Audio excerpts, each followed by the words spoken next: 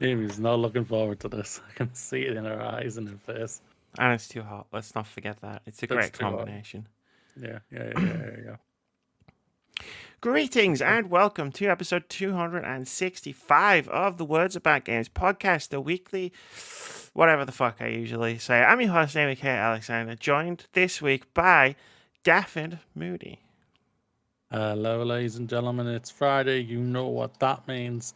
Let's not go on for jokey today. Very serious topics here that we need to talk about. But I hope everyone as well. And Red Bearded Fox. I don't know why it feels weird to call you by your handle. I don't know. You can just call me Fox if you want. And it's Foxes. Foxes. Yeah. It's Foxy. I've been doing all right. I'm here. These stories are a little bit. Definitely. No, not even a little bit. They're depressing. But I'm glad we're actually going to be talking about them today, to be honest with you. So I'm glad to be here. Good. Glad we're doing this episode. I'm glad you're both here. It's been a day. It has been a day. There's no doubt about it. For an industry that we all love and everything like that, to wake up to see the despicable and deplorable things that we're going to be talking about in a minute, it's very hurting and just makes you just think, why video game industry? Just why?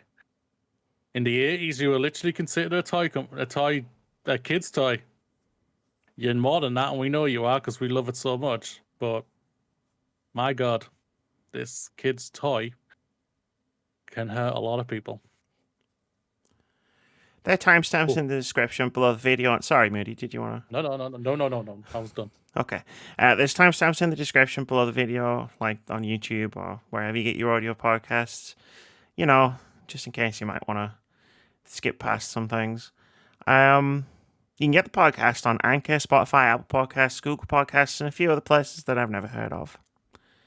I think that's everything. Yeah, that's everything. So there's a content warning for that comes with the first news story.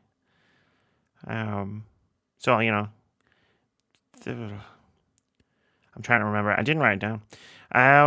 There's a content warning for sexual assault, harassment, abuse, and suicide.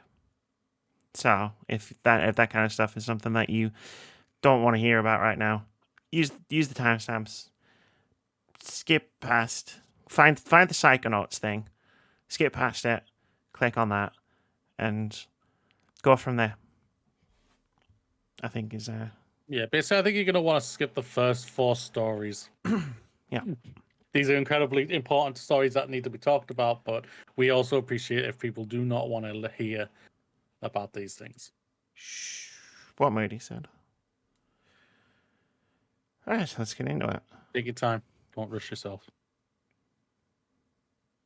Activision Blizzard sued over frat boy culture harassment. This is from Bloomberg Law, which isn't really it's not really a news article. Bloomberg Law writes, they didn't write it, but that's my usual segue. Video game giant Activision Blizzard Inc., maker of games including World of Warcraft and Diablo, fosters a frat boy culture in which female employees are subjected to constant sexual harassment, unequal pay, and retaliation, according to a lawsuit filed by the California Department of Fair Employment and Housing. A 2-year investigation by the state agency found that the company discriminated against female employees in terms of conditions of employment, including compensation, assignment, promotion, and termination. Company leadership consistently failed to take steps to prevent discrimination, harassment, and retaliation, the agency said.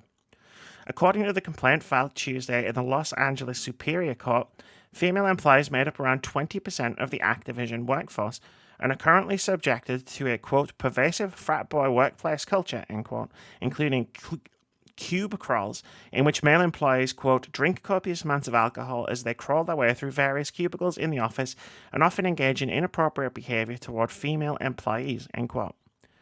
The agency alleges male employees play video games during the workday while delegating responsibilities to female employees, engage in sexual banter, and joke openly about rape, among other things. Female employees alleged being held back from promotions because of the possibility they might become pregnant, being criticised for leaving to pick their children up from daycare, and being kicked out of lactation rooms so male colleagues could use the room for meetings, the complaint says. Female employees working for the World of Warcraft team noted that male employees and supervisors would hit on them, make derogatory comments about rape, and otherwise engage in demeaning behaviour, the agency alleges. The suit also points to a female Activision employee who took her own life while on a company trip with a male supervisor. The employee had been subjected to intense sexual harassment prior to her death, including having nude photos passed around at a company holiday party, the complaint says. The agency seeks an injunction forcing compliance with workplace protections, as well as unpaid wages, pay adjustments, back pay, and lost wages and benefits for female employees. Quote, this is, That's a weird segue because of how this article is written. This is a spokesperson for Activision Blizzard who says this in a statement, quote, "We value diversity and strive to foster a workplace that offers inclusivity for everyone. There is no place in our company or industry or any industry for sexual misconduct or harassment of any kind. We take every allegation seriously and investigate all claims. In cases related to misconduct, action was taken to address the issue. The DFEH includes distorted and in many cases false descriptions of Blizzard's past. We have been extremely cooperative with the DFEH throughout their investigation, including providing them with extensive data and ample documentation, but they refuse to inform us what issues they perceived. The picture the DFEH paints is not the Blizzard workplace of today." End quote. That's the story. Even if the workplace is completely different and there's good vibes and everything like that, doesn't mean nothing, Blizzard. Doesn't mean anything. You allowed this to happen. You've allowed a person to take her own life, which is deplorable. Absolutely deplorable. You've got male staff who have literally sexual banter jokes openly about rape. That is disgusting, and these people, for me, I'm just going to say right now, should be fired on the spot. I'm just saying that for me personally. Unfortunately, Activision Blizzard are taking the step of defending themselves and saying, "Nah, mate, none of this happened." That's just typical. That's what always happens and everything. Hopefully this lawsuit literally opens the eyes to the content creators, journalistic outlets in the world, and actually shows them that they actually will call out their bullshit. Because on many occasions that me and Amy have said long before, I'm just saying long before you've probably joined us, Foxes, me and Amy called out the bullshit all the time, and literally we were basically, I would say, the handful of only a couple of more who would call us out. The biggest one I would say would be Jim Stephanie Sterling.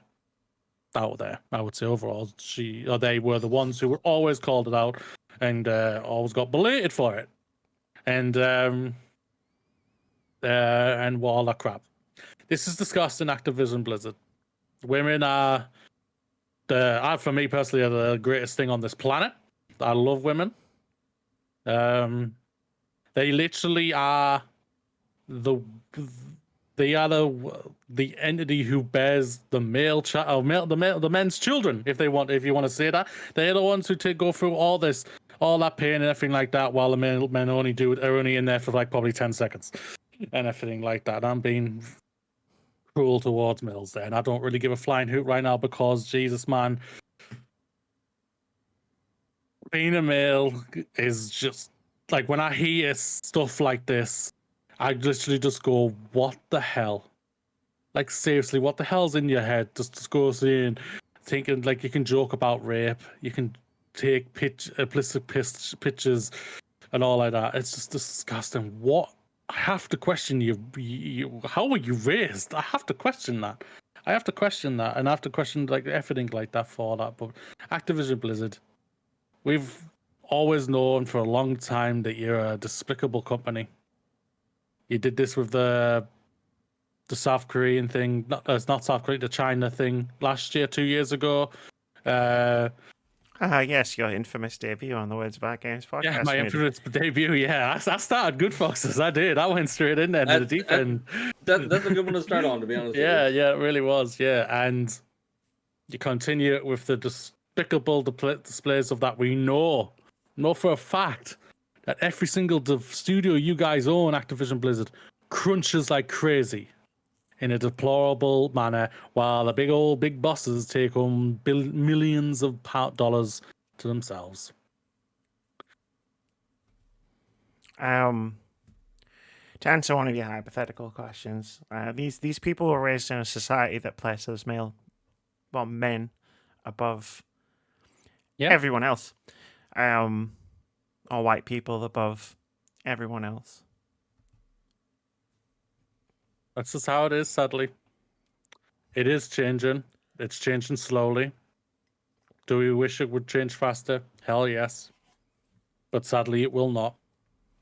It's going to be our children's children who basically bears the brunt to get rid of all this sort of thing. We're going to start it, but we're not going to finish it. Let's just be frank here. We're not the ones going to be finishing this. It's going to be our children and our children's children, probably. Hopefully it will eventually happen, but I'm just going to say it frank. Fuck Activision Blizzard. There. I'm just gonna say I was going to get Diablo 2. I ain't touching it. And I've heard good things. And I ain't touching it. Thank you. Souls. Go on. Who's next? Foxes? There's one word for all of it, and it's called accountability. No matter what you've done now, all the good you've done, you still have to be held accountable for all the bad you've done too. You can make up for it however way you can, but you still have to be held accountable for the bad shit you've done, no matter what. Exactly. And I hope that they expose you for everything that you have done wrong, hands down. And I hope it's a process that actually does, in all honesty, work, because it needs to show other companies that, this kind of behavior just isn't tolerated. Yeah. Yeah, I mean, it's been a loud day. I want to say a loud day for me on social media.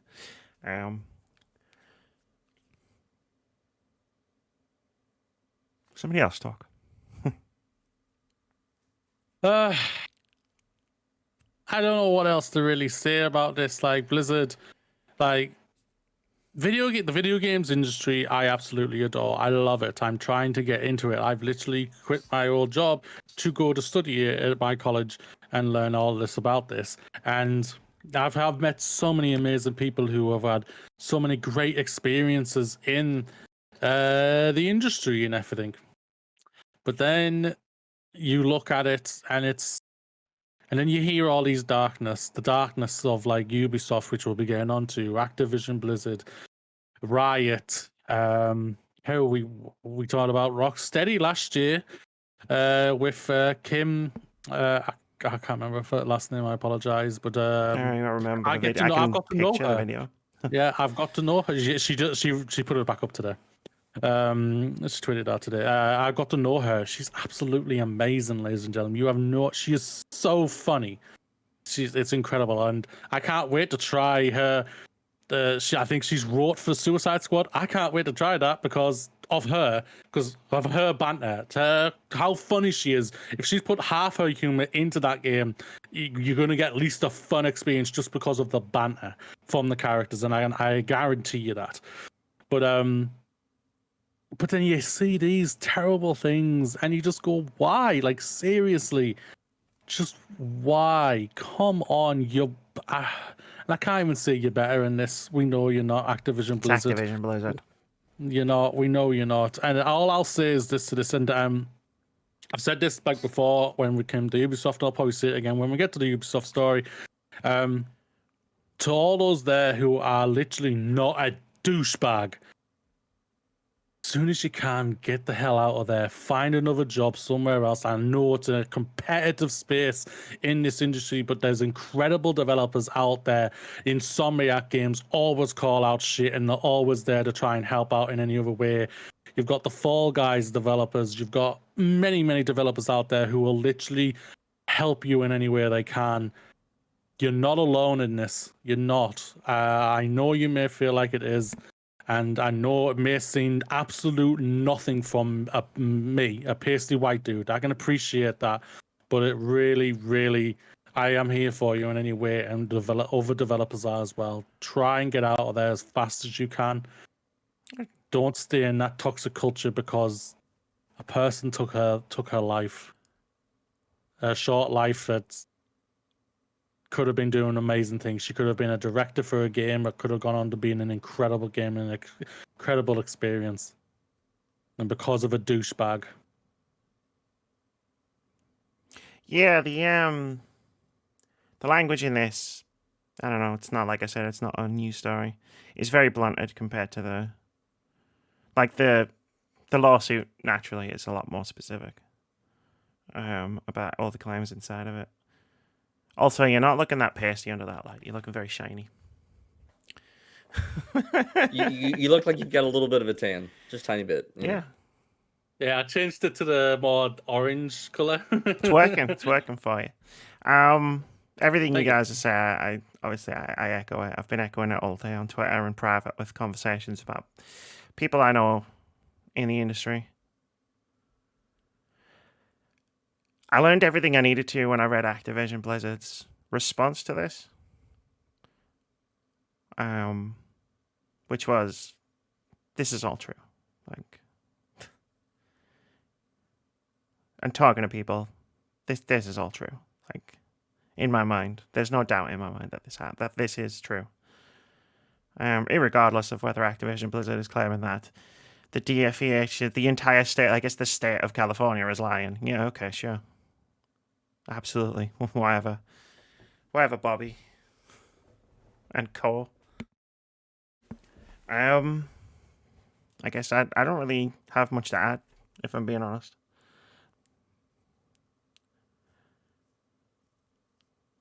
I talked about this a lot all day, so does anyone else have anything they want to put onto this?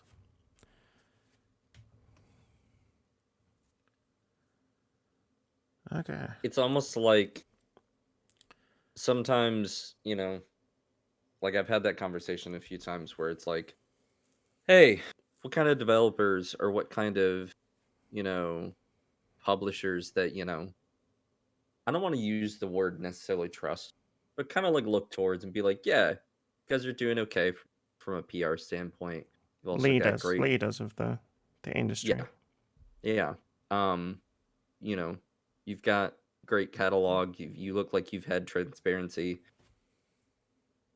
And then when the veil comes off, and then when those who have actually been very actually transparent, which more often than not, usually more so indie developers, and then when the other ones, weren't being as transparent as they actually like you to see, it really ends up breaking your heart, because it's like, wow, well, what the fuck do I trust?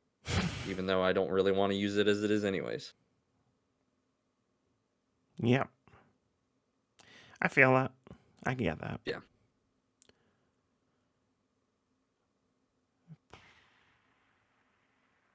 I feel like I should have more to say. Like, it's weird.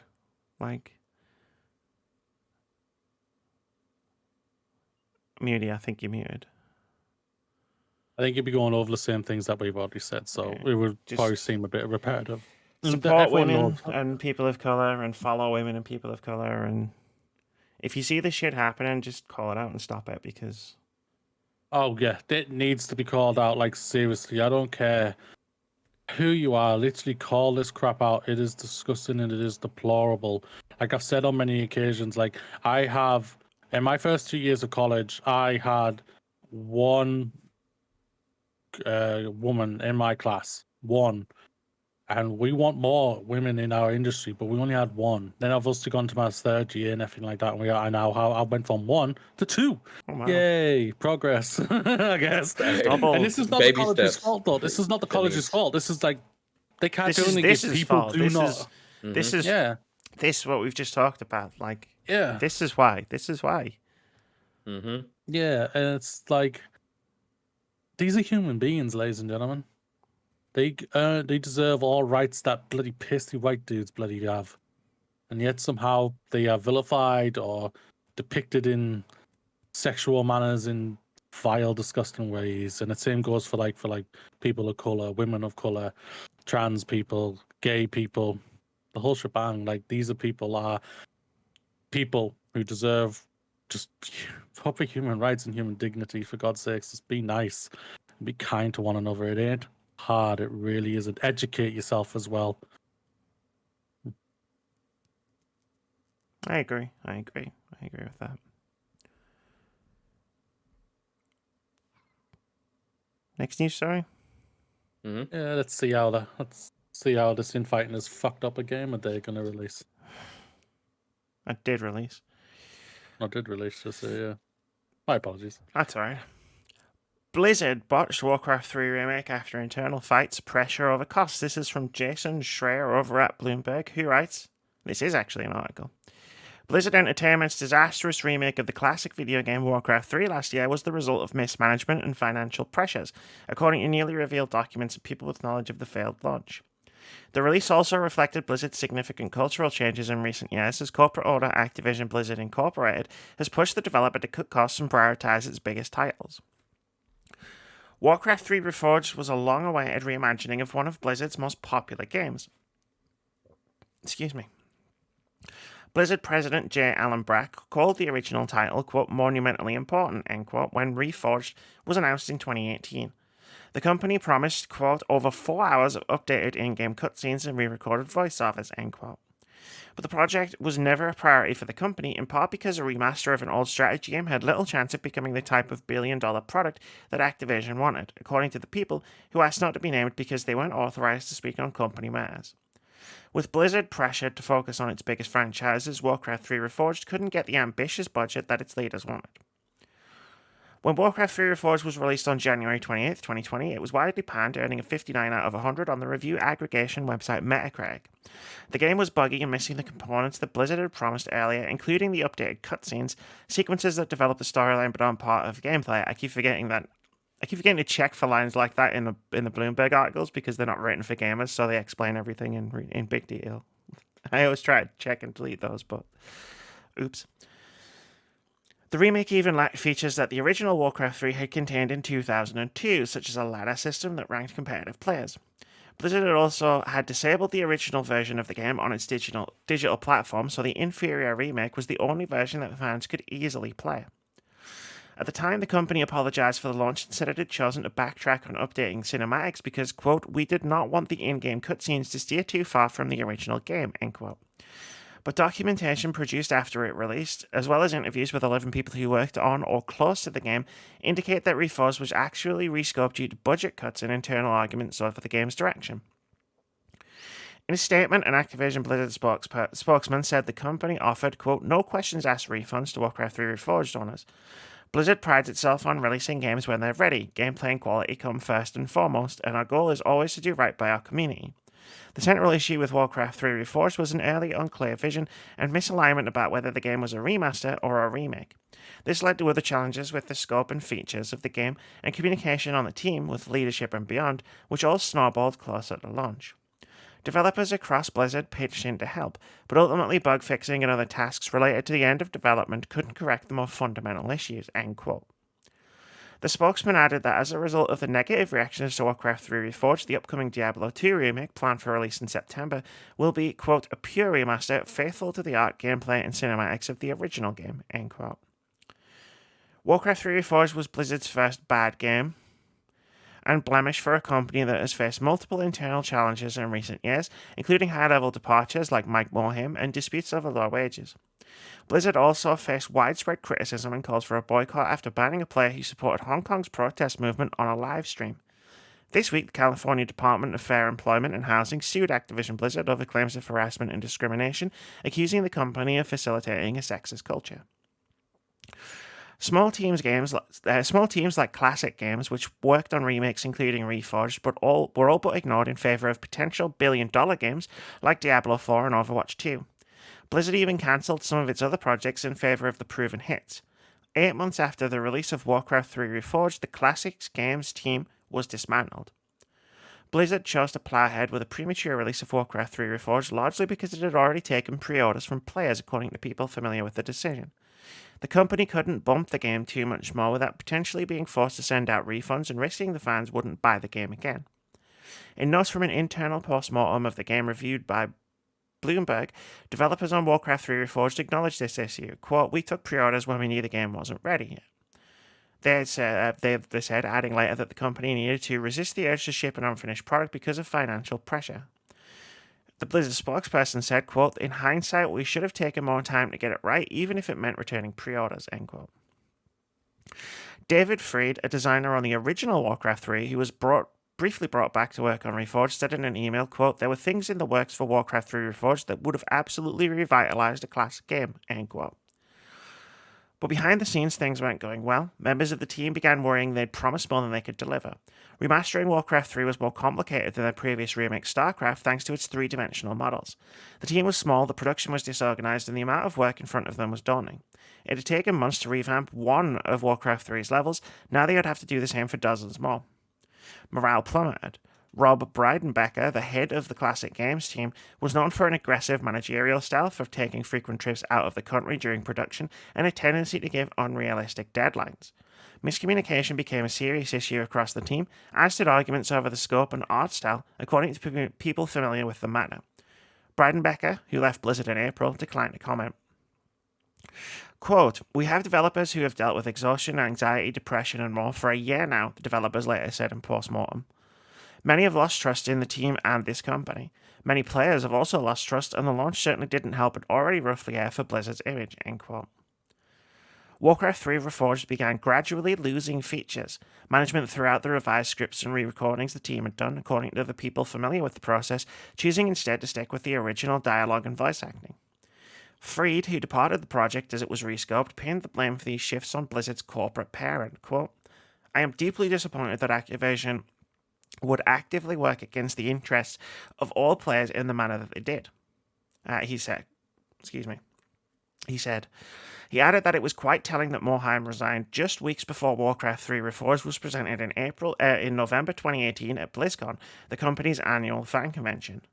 The developers of the game blamed Breidenbecker and other executives. Quote, "Leadership seemed totally out of touch with the velocity and scope of the project until extremely late in development.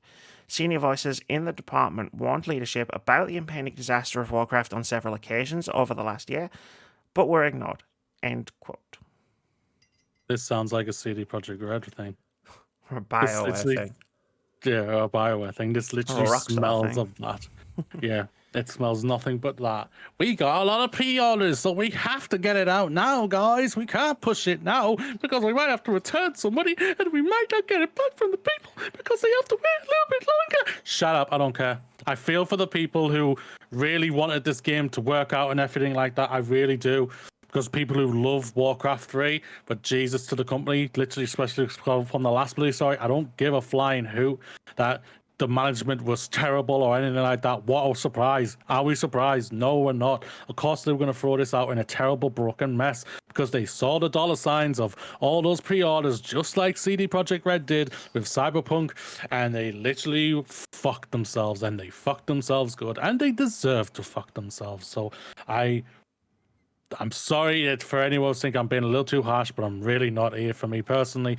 Like, I'm not sure such a thing exists. Not on this episode of the podcast. Not on this episode, no, I won't lie, but I can appreciate, like, if people say, I really, really was looking forward to this type of game, with this game and everything, and I apologize for that, but it's not my fault, that's their fault. They're the ones who literally saw the dollar signs and went, we must get this out as fast as we can. We must we must pressure our team to work incredibly terrible hours to get this out as fast as possible, even if it was broken. and everything, and it completely fucked Keith last year in Fantasy Critic because he had this and it screwed him badly. It completely fucked Keith in general because Warcraft 3 is one of his favorite games of all time, so I think he was really looking forward to it as well. Yeah. So sorry, not sorry. Yeah. Yeah, that's fair. My heart goes out to all the people who worked on this game, because again, it's the people who work on the game who have to suffer, and then the executives could just suffer no consequences whatsoever. Like if Brian Rebecca hadn't left Activision Blizzard, he probably would have got promoted. No matter what happened with Warcraft 3 Forged, because that's just how apparently it works. But I've almost ran out of things to say about reading a news story like this about a video game's development, because how many times have we done this? How many times have we danced this dance, Moody? We've danced it a lot. I think we're pretty good at dancing now because of it. Yeah, I think we could go on Strictly Come Dancing. I think we could win it pretty good. Yeah, that's not bad. That's not a bad chat. I think we should go on Strictly. Yeah. Yeah.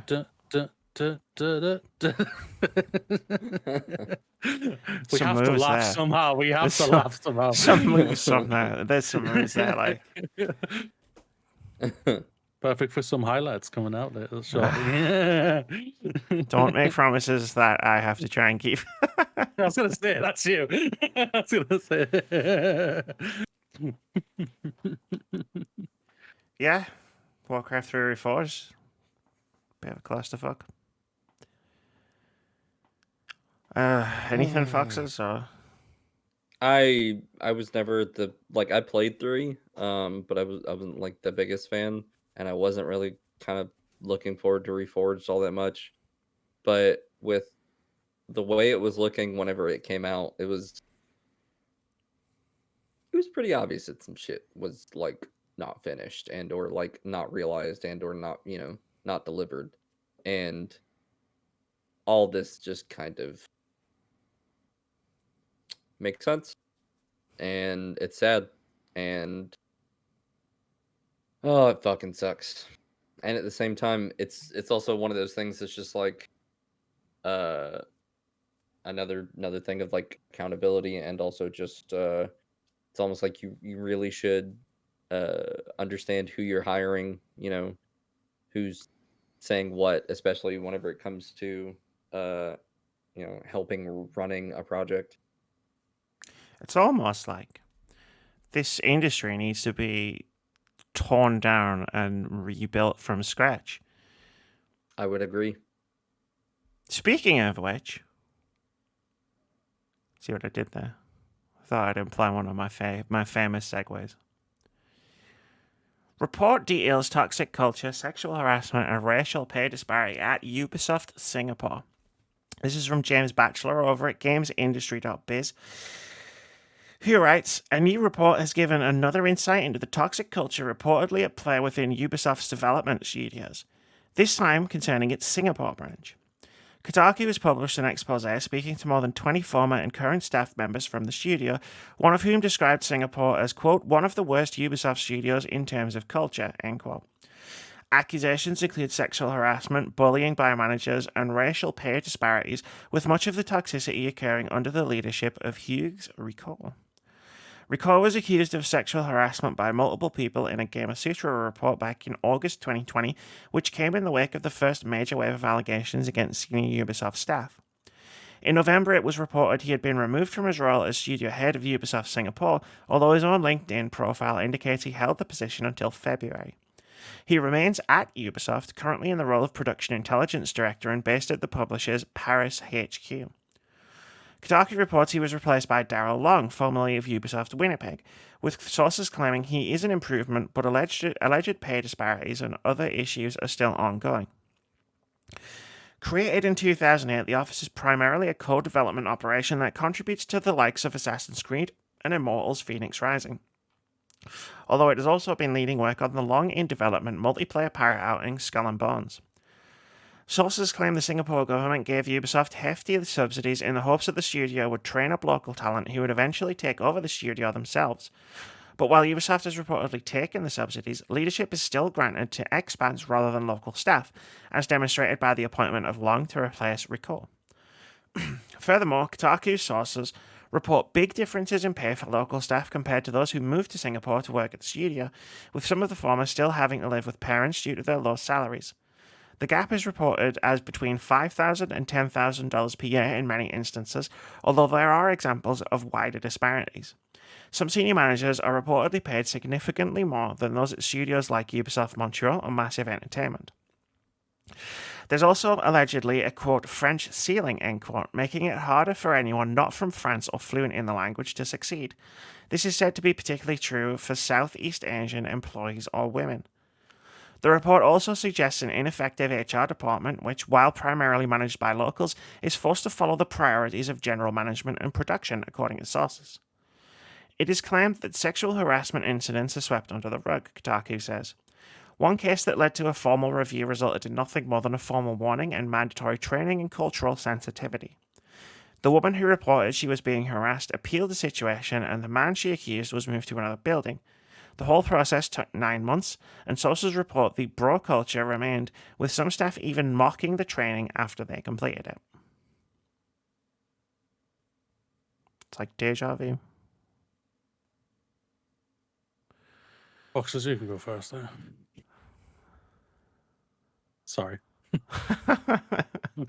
I mean, it's like so much has been said about them for like so long, and it's like I'm genuinely happy that actually like a lot of it's just getting noticed, and that hopefully it's just kind of gutted.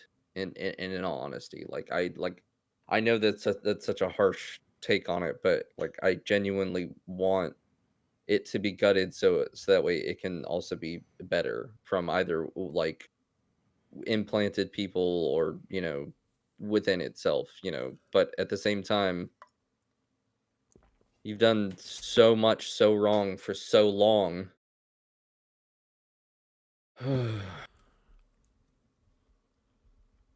That sigh says a lot. Like The thing is, the dropping of the Activision Blizzard thing is going to completely bury this. And it did bury it, right. Yeah, and people are only going to talk about the Activision Blizzard thing. And as always, Ubisoft are going to continue to get away with this, just like they always do. Ubisoft just are a deplorably run company who keep disgusting people there who have like done Hughes terrible Ricord, things. who still works for the company. Yeah. Yep.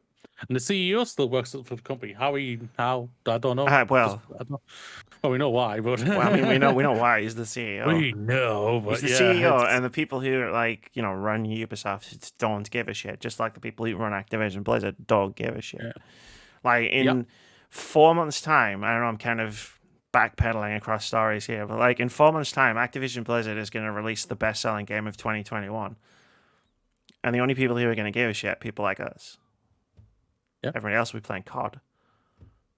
Going, wait, look at this gun. Mm-hmm. I'm in a Prestige. Yeah. I don't know. I haven't played COD for a long time. Is Prestige still a thing? No clue. Don't care. But no, yeah, it's I only saw it just because someone I know who was talking obviously about the Activision stuff tweeted this as well. Like to say, yo, let's not forget about this thing, this crap either. And I saw, so I obviously put it in our Discord and whatnot. But I'm just like, Ubisoft has continued to be Ubisoft, which is a deplorable company and who just do nothing but hurt people and make millions and millions and millions off the back of crunch culture, bullying, sexism, racism, rape, sexual assaults, the whole bloody shebang. They just keep making money because of this, and because of the Activision thing, people aren't going to be talking about it like we are. I mean, it's to place everything that we talked about so far in context. All three of these stories have happened in the last 24 hours. This podcast, this entire podcast episode was going to be very different last night when I was thinking about it in my head. Yeah.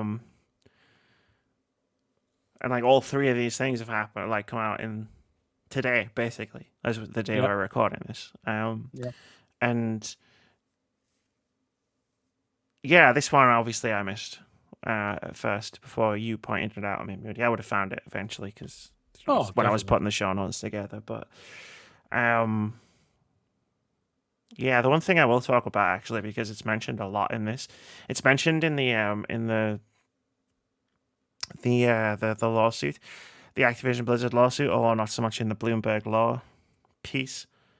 Is about HR. It's like HR exists to protect companies, not the people who work for the companies. Not the low level employees of the companies, I should say. It's not supposed to.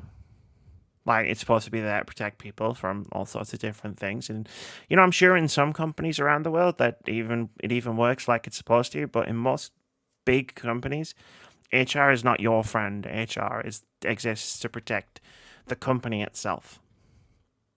Because there's a through line from this story, from the Activision Blizzard story, from the original Ubisoft stories, and from other stories we've covered like this, and that through line is ineffective HR departments that do everything they can to make sure that stuff like this can continue. For years, Ubisoft stuff has been happening for a decade. The Activision Blizzard stuff, there's no timeline on it in the lawsuit. Probably for a decade or probably more. Like, Riot Games would be the same thing. Other companies that make things that you like in the gaming industry, I guarantee, do the same things. We just don't know about it yet.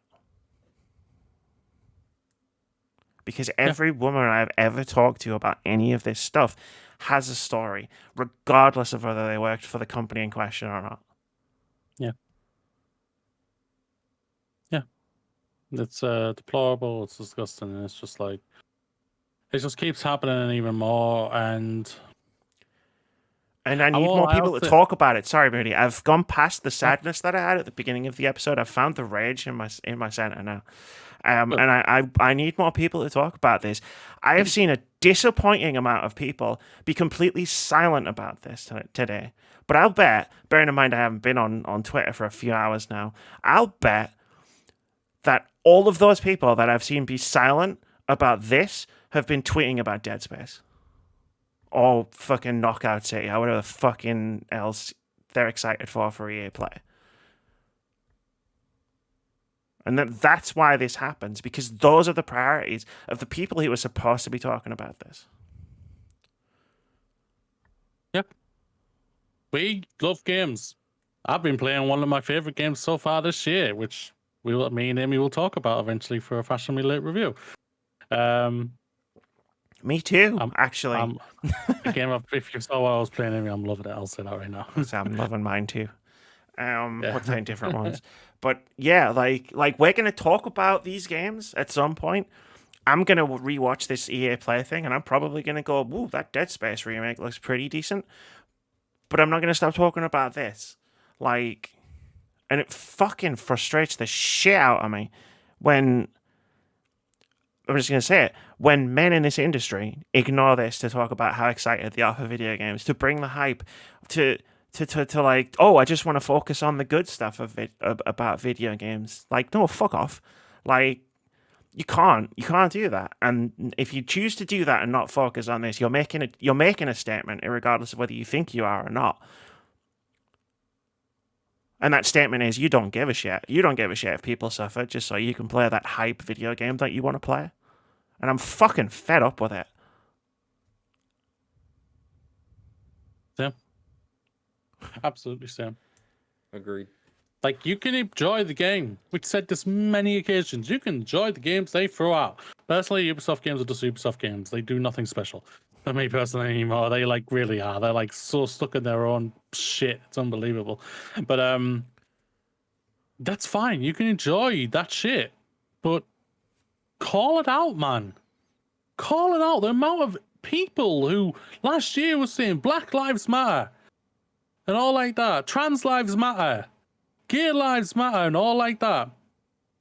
You don't give a fuck at all when it comes to the thing that you really love, to the product you love, just because it could maybe hurt your company that you really, really like. And that is disgusting. Call it out. Just call it out. Actually have some morals. Be brave for once and just call it out. They ain't going to do anything to you. They're not going to do anything to you at all. You just calling them out. They're not going to. You are nothing to them. We are nothing. They will not hear this podcast. If we knew they did, we'd be like, be worse. If we knew they did, but we know they don't hear this. We don't care. We're still going to call it out. Just call it out. Sorry. And eventually, when enough people do it, they'll hear it. But they're not going to hear this at all. Ubisoft are happy right now because the Activision one came out. They are so happy right now because everyone's talking about them, not Ubisoft.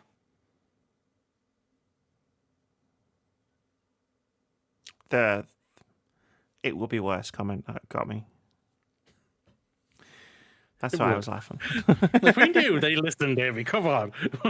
If I knew I was talking directly to like the executives of Ubisoft and Activision Blizzard, who fucking hell, I'd have some things to say. I mean, yeah. 5 minutes in a room. One of us will walk out. One of them would be on the floor.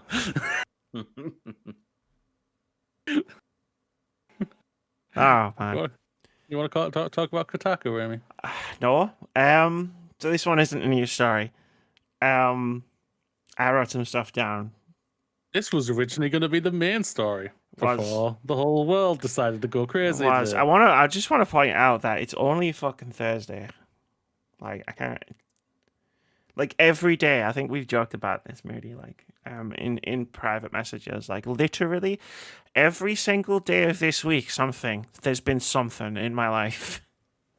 Like, a fucking car blew up in my street like 2 days ago. Like, I've not been having a great week, so like I don't know. Is there a metaphor for like being really, really pissed off? Like, being really, really pissed off. I'm really not here for anyone's shit this week.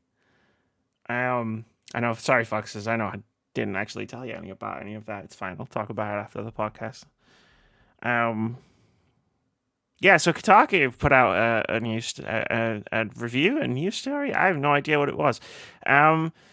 With a headline that said "New XCOM game looks like complete crap," which drew some attention. The reason of the car thing, because this is what I was reading when I couldn't get back to sleep. And I think this is why, like I just said, because I dropped it in the Discord on you guys probably about 5 a.m. my time, which was just like, I can't keep this in any longer because I had a lot of stuff to say about Kotaku. And if you follow me on Twitter, you'll see me say a lot of stuff about Kotaku in the past. And for anybody jumping into this section of the podcast, like this is not the usual gamer bro, like, oh, Kotaku sucks because they write bad or like stuff about, whatever. Like, I've seen all of that stuff go around before. This is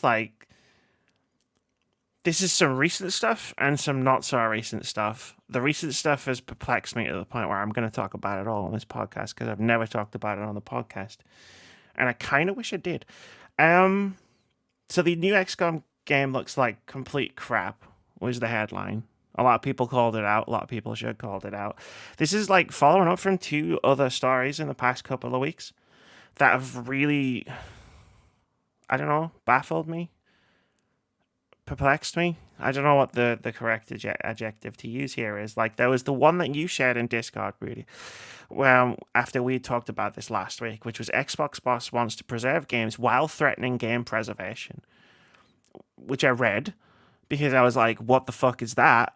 That doesn't jive with anything that Phil Spencer talked about. And we talked about this story last week.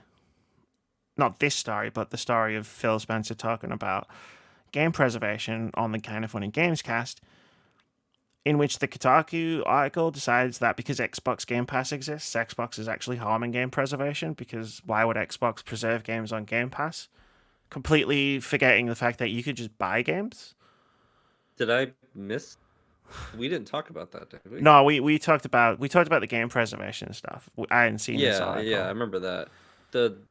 This came up. Okay. This came out 2 weeks ago. This was, I think, when Fox didn't make it. Yeah, but 2 weeks ago. Okay, but the Kotaku article, the specific slant in the Kotaku article, which seems to forget that buying games is a thing, right? Like I talked about it when we talked about game preservation. I was talking about Sony and Nintendo and pleading that they would just let me buy these games. Like, you can do that on Xbox. The fact that they're not in Game Pass isn't... anyway, I got really, really confused, agitated. I kind of started some shit on Joe's Twitter, which... Sorry, Joe. Oops. I didn't mean it. I hope you muted the conversation like I did. Then there was a second news story that also came out that also perplexed me. That I came into from following. I follow a lot of game development on Twitter, and that's how I saw this. And with this one had the headline: Call of Duty dev visiting Europe, shooting old guns was hard work, you know. Which again I read the story. Which was a story about Glenn Schofield, who used to run Sledgehammer Games. He made some Call of Duty games. And he was talking about all of the work that goes into making a Call of Duty game. And like, look, I don't really think that much about Call of Duty games, right? I think that's fair to say. Like, I haven't really liked them for a while. But working on any video game is still hard work. Like, I'm just going to throw that right out there. So Glenn Schofield was talking about his, like, the stuff that he was doing. So, like, researching with historians, shooting guns, because, you know, like, we've all said it, right? Like, all of the guns in Call of Duty feel amazing to shoot. Like, researching weapons, researching military stuff like that. But apparently, according to Kotaku, that's not real work. And, like, all three of these things have happened very recently in quick succession of each other. And it was seeing the new XCOM game looks like complete crap news story. That broke me, I think. And I'm going to continue, but I don't know I don't want to just be like talking for like 20 minutes. So I don't know if anybody wants to jump in or anything like this. Like, I will say, like, I don't know that the new it's a new XCOM mobile game. I don't know what it looks like. I've not seen the game or played the game, but like, people worked on that game. Like, real, actual human people. And you just go, oh yeah, it looks like complete crap, whatever. And I don't agree with that. It seems like they're going more clickbaity than ever before. Like, I hate clickbaity stuff in general. I absolutely applaud it, because I'm just like, you don't need it. Just write a good article and you'll be absolutely fine. Well, that's how I honestly believe that.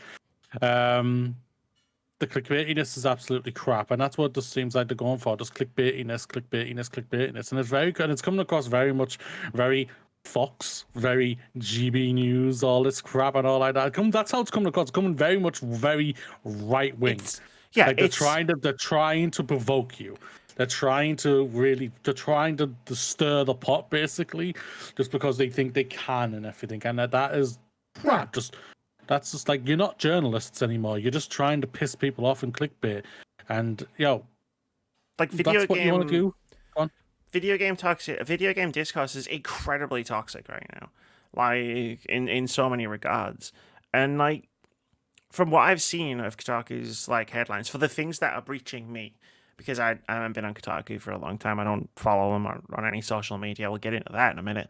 But like, for the things that I'm seeing that they're talking about, and the way they're talking about video games, the game industry, the people who work in the game industry, because they're not going after companies.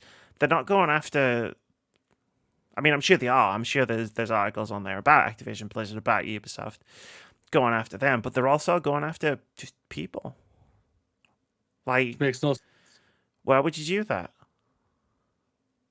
I'm not going to go after Glenn. I'll go after Yves Gilmour because, you know, he enabled and fostered a workplace rife with abuse for more than a decade as the CEO of Ubisoft. I'm not going to go after Glenn Schofield just because his job wasn't a QA testing.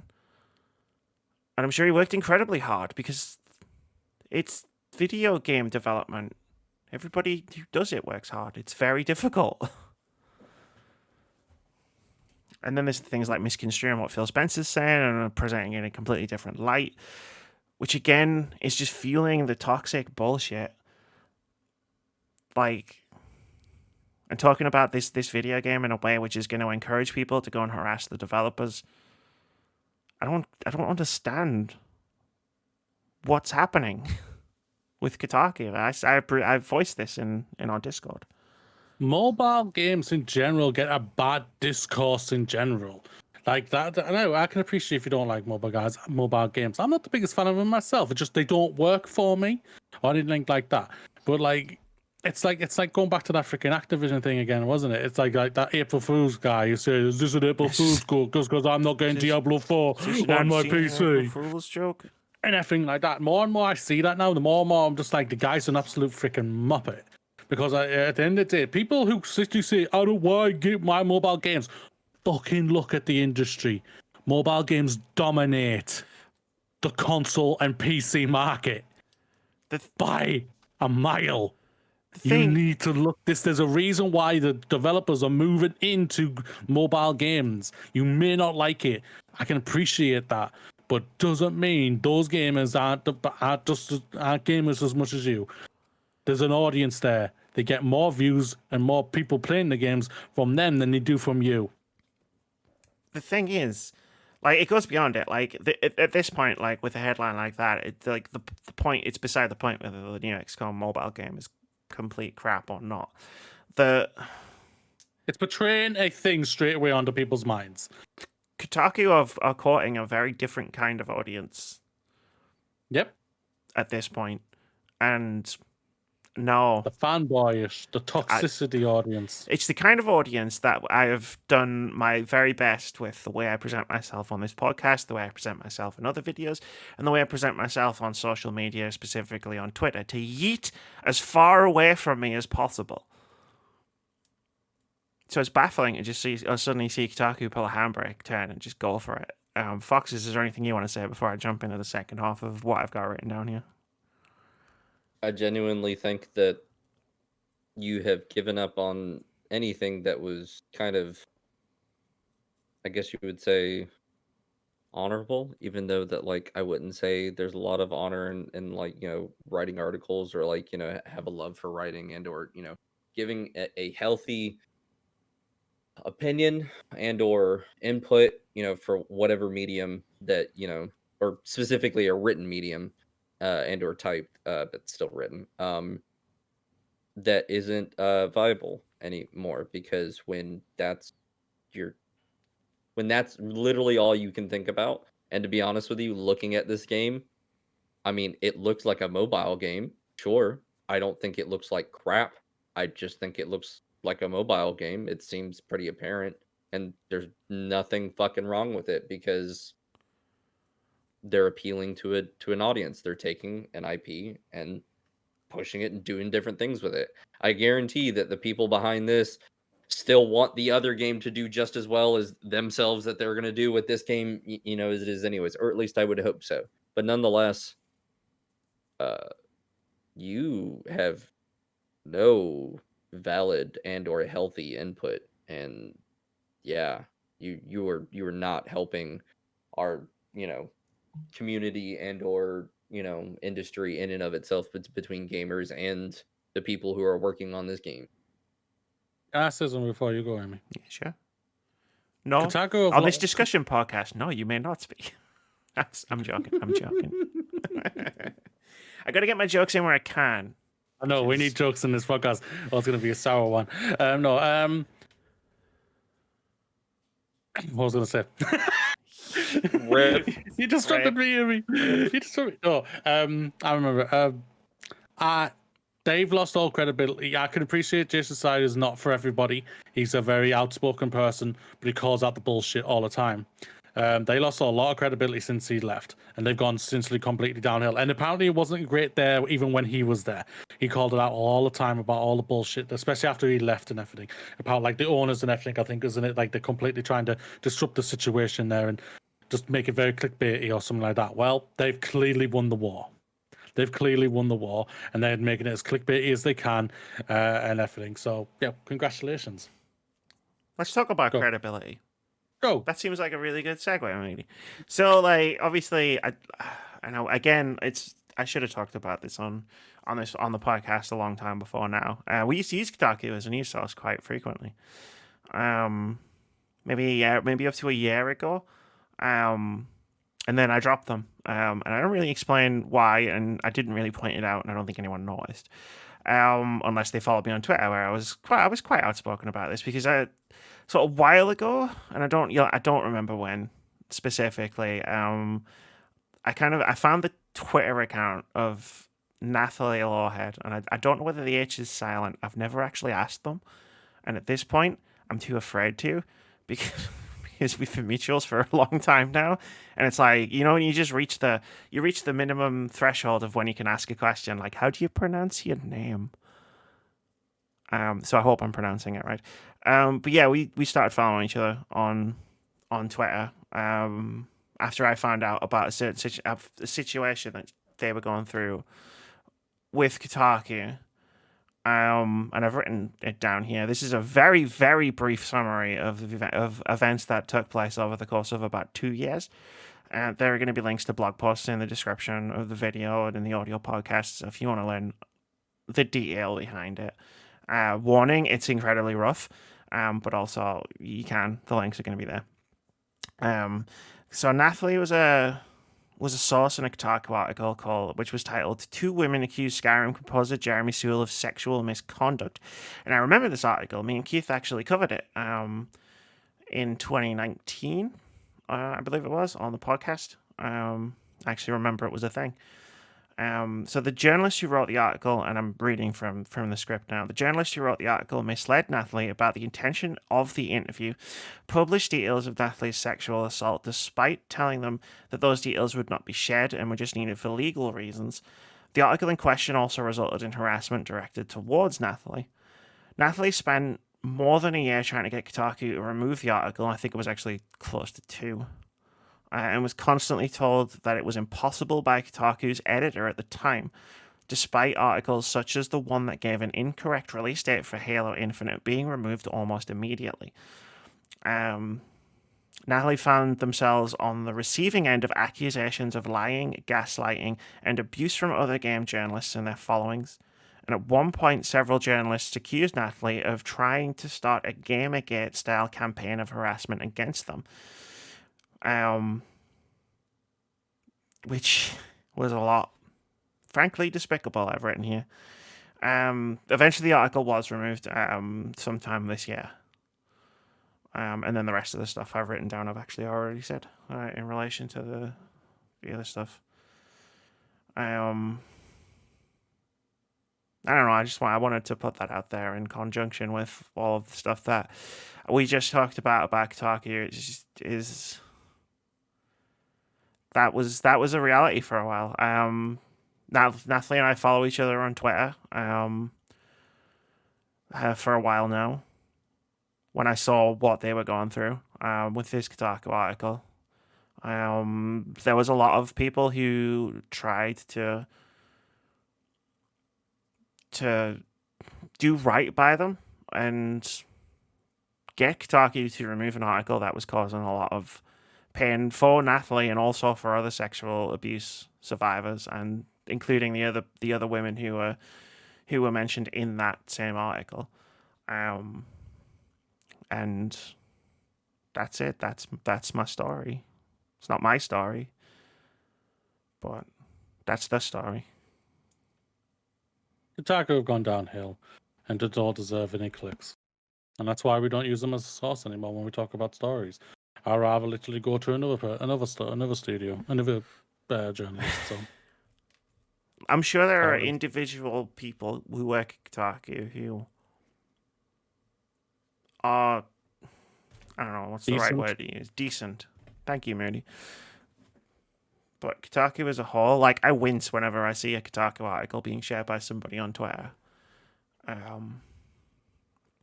because of this. And I guess I just wanted to... I guess in my head, when I was reading at 5 a.m. after a car exploded in my street, when I was reading the XCOM article discourse, I think everything just kind of aligned itself in my head. probably because I was sleep deprived. And I just went, I'm going to do this on the podcast. I should have done this a long time ago. But I'm doing it now. Let's Moody. talk about games, Amy. Moody, you said fuck Activision Blizzard before, and I'll just say fuck Kotaku. That's it. Fuck Kotaku. Fuck them. Let's talk about video games. 1 hour Let's and... talk about changing the mentality of crunch. Captain Crunch? And crunch indeed. I've got to try and break, because all those people we said before, click here if you don't want to see all this stuff. Like, they're just coming right into this bit. So I got to try and raise the energy levels immediately. Let's do it, guys. So everybody just like, I don't know, like psych yourself up a little bit. I don't know, punch your chest. That's a thing, right? Just, what was that Strictly dance you were doing? I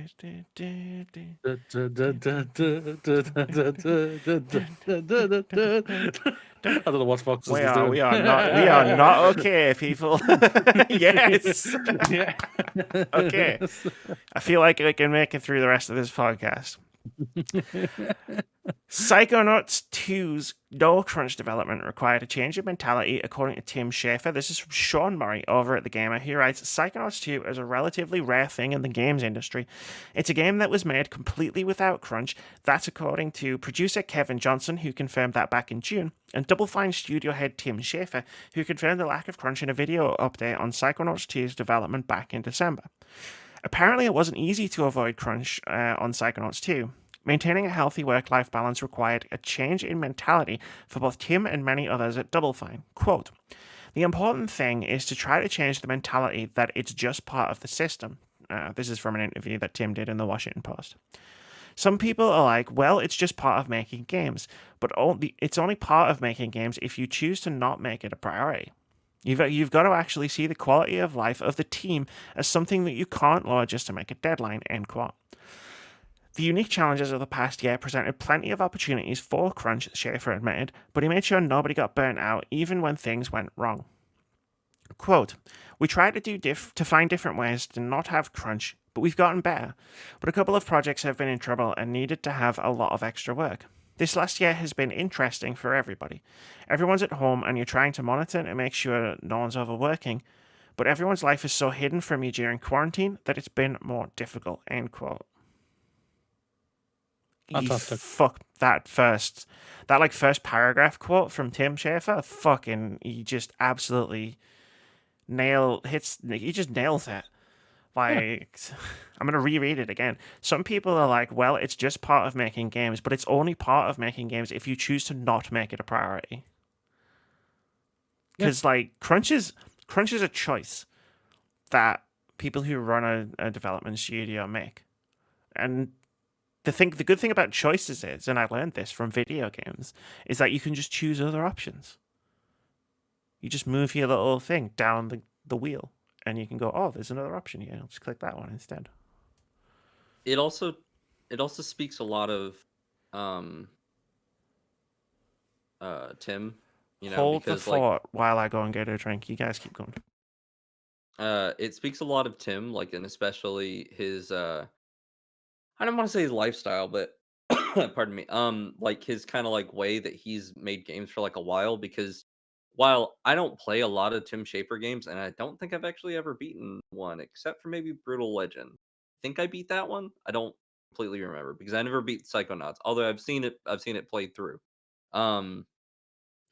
His because he's such a relaxed kind of person and doesn't like to do a lot of rushed jobs and things, and actually like to really adapt and really understand something and like pick it apart, like you could tell he's kind of the thinking kind of guy in a way, but at the same time he doesn't let his thought process really get in the way of like other people's like health, safety, whatever it may be. And to be honest with you, um with the way he's always talked about, like for example, he's like, yeah, well, I've we're working on a game. We got a game coming up. Like sometimes sometimes you could tell where they are in the development cycle of how much he'll talk about some things or whatnot. But like you can always tell that when it's not time for it to release, he'd be like, You're not gonna get that out of me because, like, like him being the thinking kind of person that he is, he's like,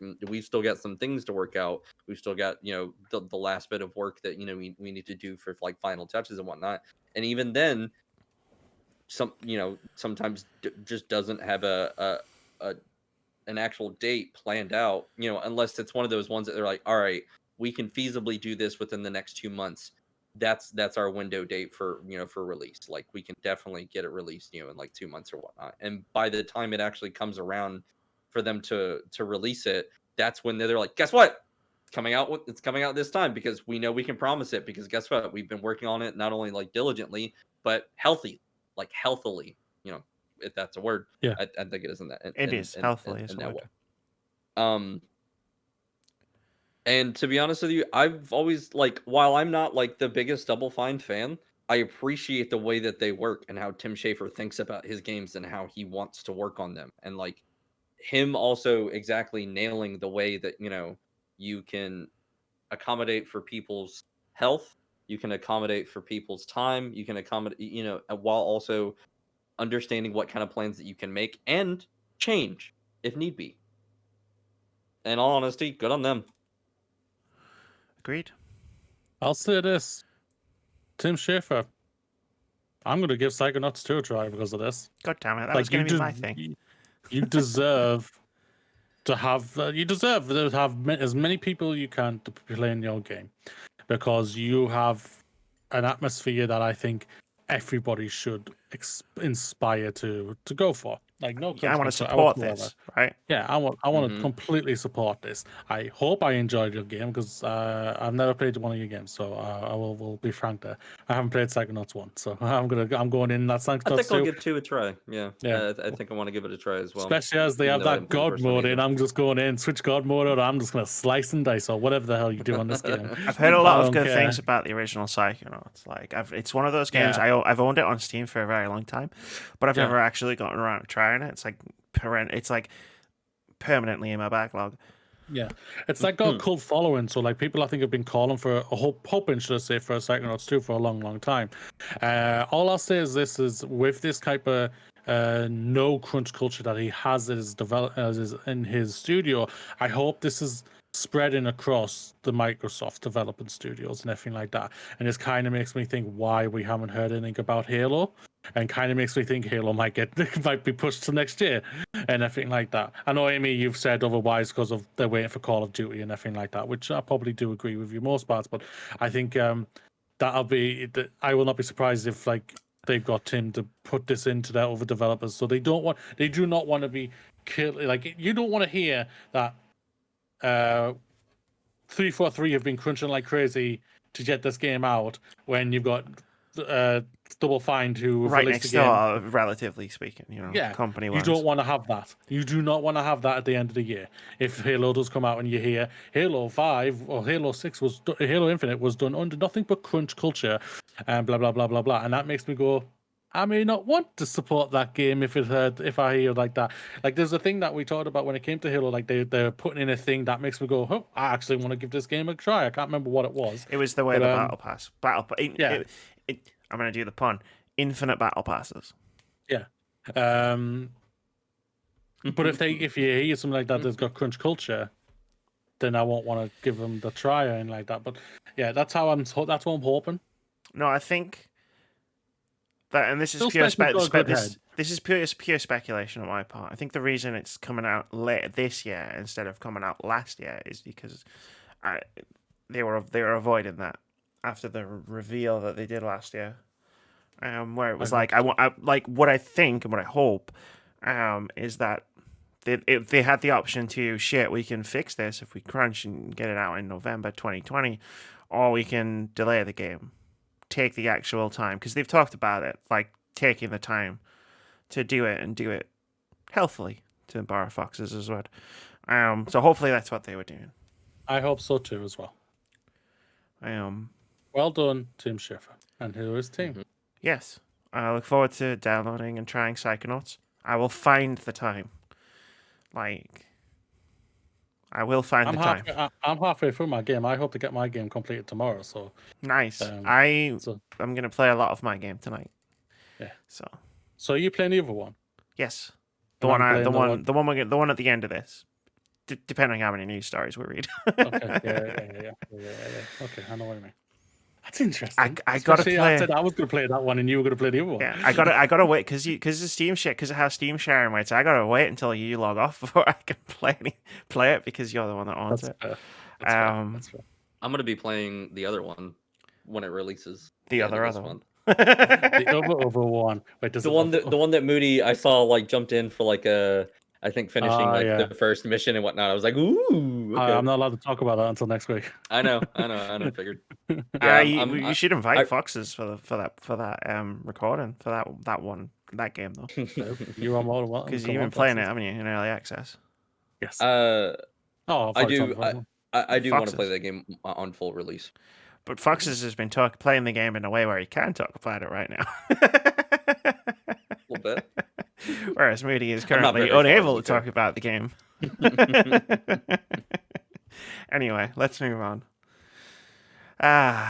Feels good to like have banter and laugh. We've got the banter back again. Yeah. Like as important as the first half of this podcast was today. Like it's all important in all honesty. Yeah. You know? And it's different weights. Yeah. We don't want to be talking about crap at all. Absolutely. But it needs to be called out. We'd rather be talking about games and everything and how great they are all the time. If I could have talked about Psychonauts 2's no crunch culture first, like if I could have put that in as like the most important, best news story of the week, like that would have been awesome. But it was not to be. Let's continue a conversation we had last week. Humankind dev pulls controversial Denuvo DRM from game before launch. This is from Wesley Ian Poole over at Eurogamer. He writes, the developer of Humankind has pulled the Denuvo DRM from the game ahead of launch in August. Amplitude Studios' Sega-published Civilization-style strategy game was set to use Denuvo in a bid to prevent it from being cracked by pirates, at least in the short term. Denuvo has always been a controversial digital rights management tool when it comes to PC games. Some have reported a performance impact when Denuvo is being used. Most recently, our own Digital Foundry compared the performance of a pirated version of Resident Evil Village, which had stripped out Denuvo, and Capcom's additional copy protection, against the release version for PC, and found the DRM stripped version performed far better than the released game. Quote, any justification for integrating DRM goes out the window if a pirated version of the game provides a better experience than a bought and paid for copy, Digital Foundry's Richard Ledbetter wrote. The post sparked quite the debate about the rights and wrongs of using Denuvo with Humankind. Eventually, Romain de Warbert, boss of Amplitude, stepped in with the news. Quote, based on data from our trial during the closed beta, we have decided not to include Denuvo in Humankind at launch. First, let me explain the reasoning behind our initial decision including Denuvo. We work really hard and pour our hearts into these games we make, and pirating really does affect our ability to keep creating games with you guys. We've been working on this game for more than 4 years now, and personally it's been my dream project for 25 years. We've been one of the most wishlisted games on Steam this year, so we know we're going to be targeted by pirates, more so than any of our previous games. If Denuvo can hold off a cracked version even just for a few days, that can already really help us to protect our launch. That being said, our priority is always the best possible experience for the players who buy our games and support us. Denuvo should never impact player performance, and we don't want to sacrifice quality for you guys. We believe that it's possible with the right integration, which is what we wanted to test during the closed beta. However, we found that the way it was currently integrated was not good enough, and it's not something we can fix before release, so we're taking it out. End quote. To clarify, an Amplitude employee who goes by the name Natco, followed up to say, quote, there are no plans to add Denuvo to Humankind after launch, end quote. Yeah, if something doesn't work, then it's breaking the game. Take it out, and they're doing the right thing. If I've listened to what you said is right there. Yes. Yes. So yeah, that's a good idea. Do it. But I'll say to like all the people, like I always do for even when it comes to piracy in general, don't pirate this game, ladies and gentlemen, because you may not get another one from these guys. Definitely right. Okay, so don't pirate games in general, absolutely, but definitely don't pirate this one. because they did the thing. They did the exact thing. They took the Denuvo DRM out because it was going to affect the game, like the game's performance. Like, this isn't even them going, ooh, like there's some bad PR around Resident Evil Village because the Denuvo is making it so that people who buy the game have a worse experience than people who pirate the game. They literally tested it and went, this is actually making our game worse. We're gonna take it out. Speaking directly to you pirates right now for 1 second. That's exactly the world that you want. Like, that is how the Force works. That is how the Force works. So don't pirate Humankind, please, for the love of fuck. Buy it, please. Please support these developers for doing the right thing. They're literally going on a limb and throwing out the dice saying, hey, we're trusting you to help us in this situation and this thing, because you could do the bad thing easily, but please just support them. Do it honestly, and in all honesty, they may give you more of what you're looking for, and you could probably enjoy it even more so by helping them. Oh. Imagine if Humankind is like one of the best-selling Steam games of 2021, right? Imagine what that looks like to other companies putting their games on PC. Who are at this moment in time trying to make a decision. That's a bit bright there, Moody. Trying to make a decision. Oh, that's even brighter. Imagine that's better. It's 10 o'clock at night. There's no sun. Yeah. So sorry. Let me try that again. So like, imagine like if Humankind is the best-selling game on Steam, or one of the best-selling games on Steam in 2021. Imagine what that looks like to a development company or a publishing company, like who's looking into making the decision right now about whether to put Denuvo in their PC game or not. Like, if this game is massively pirated, and if this game doesn't sell amazingly well, like they're gonna keep putting Denuvo in stuff, and it's gonna affect you pirates because you're not gonna be able to pirate the game right away, and also the people who are then spending the money to buy the game because they're gonna get a game that performs worse potentially. But if the opposite happens, some companies that were going to put Denuvo in their game will choose not to because they can trust that people will buy the game on PC, Steam, Epic, wherever the fuck they're going to sell it from. Like, this is a moment in time. Pirates of the internet, rise up and actually spend some money. It's almost like, not if. It's almost like people are trying to make a well enough game or a good enough game to also support you too. It's just like, we're going to give you what you want, but please give us what we want. Give and take. Mm-hmm. That sun is really hitting you in the face. Wow, how we were saying before about how you're not a pasty white guy. Like, now you're a pasty white guy. Yeah, more so. I feel like I can see a skull.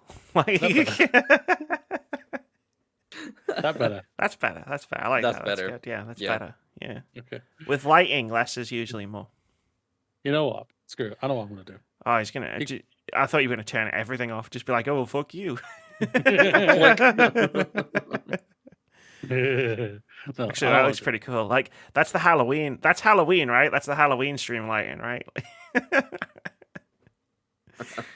While Moody is fixing his lights, I'm gonna just read the next news story. Players say Amazon's New World MMO is frying their expensive video cards. This is from Matthew Gull over at Vice Waypoint, who writes, the Amazon Games developed MMO New World entered closed beta this week, and players rushed to sign in. Some players who booted the game up on EVGA RTX 3090 graphics cards were met with a black screen. Many claimed that the new game had bricked their new, expensive, and almost impossible to obtain graphics cards, meaning they'd have to be replaced entirely.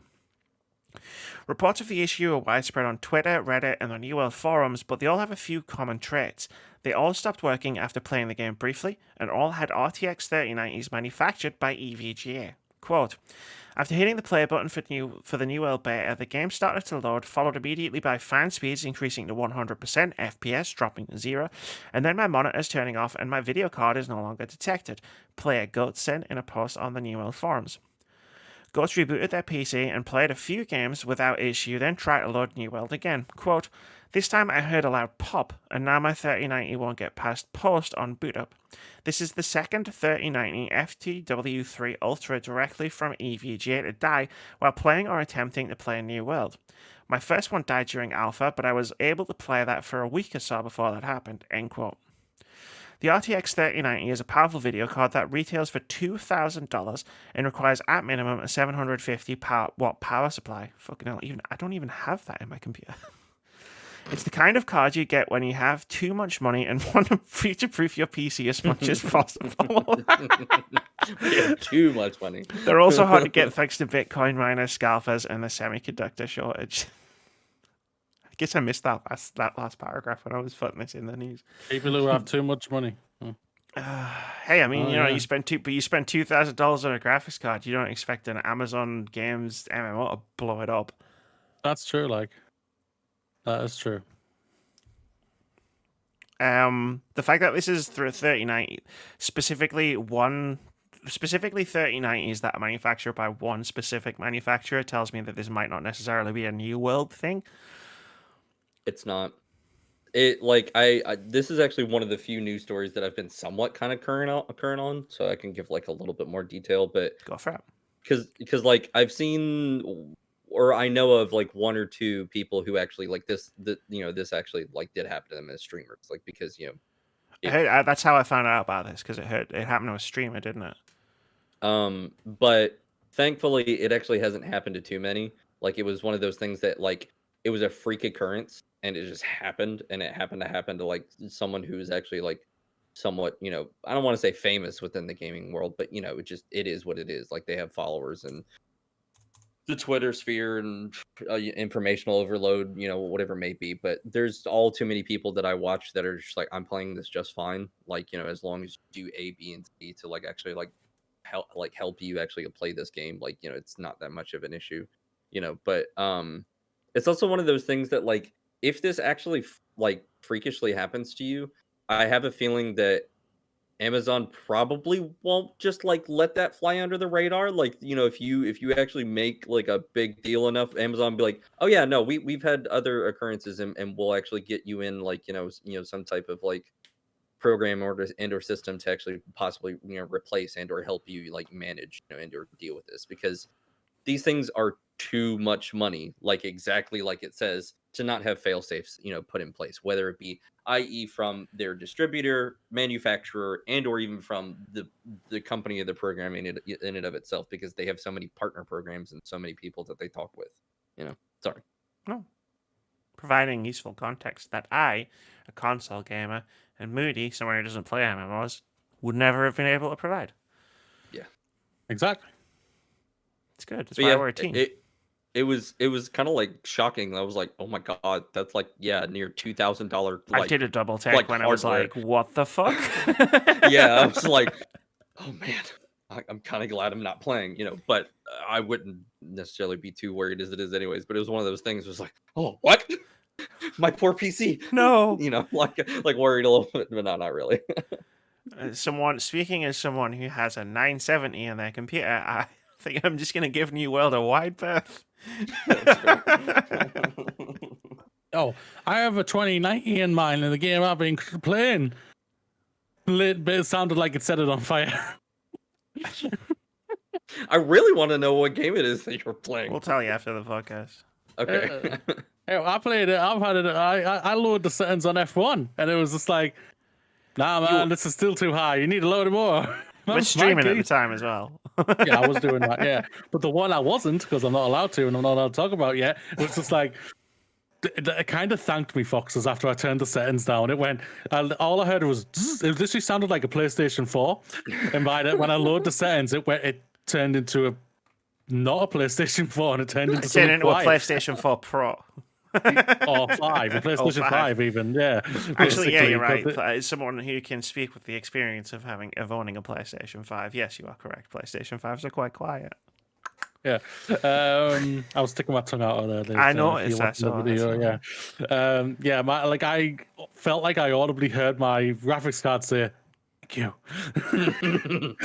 It's, to be fair, part of it will be the heat, right? Like I think if you try to do the same sort of stuff in December, I think your PC won't be as overloaded. Like, because again, as we've explained to Foxes, it's not just the heat; it's the fact that all of the houses in this country are built to insulated to keep heat in. So when it gets to 30 degrees C, our houses are just ovens. Yeah, I'm so thankful, like, in all honesty, because like I can't think about like I try my best whenever it's like on a really, really hot day. Like, I mean, granted, I keep it 70 as it is anyways, you know, but for the most part, I can't imagine. Like, I'm like, no, I don't want to stress it out, just let alone even December sometimes. No. I just looked up what 70 is in UK temperatures, and I would kill for that right now. Okay, and to be fair, that 70 in Fahrenheit is still considered hot over here. It's getting hot in here, so hot, so take off all your clothes. Nobody do that. We're on YouTube. That's true. We want the viewership. Netflix is focused. Let me try that again. Netflix focusing on mobile games included at no extra cost. This is from Issy van der Velde over at The Gamer. He writes, in Netflix's quarterly letter to investors obtained by the Rep, the streaming giant has outlined plans for its expansion into the world of video games. Best of all, the letter states, quote, games will be included in members' Netflix subscription at no additional cost, similar to films and series, end quote.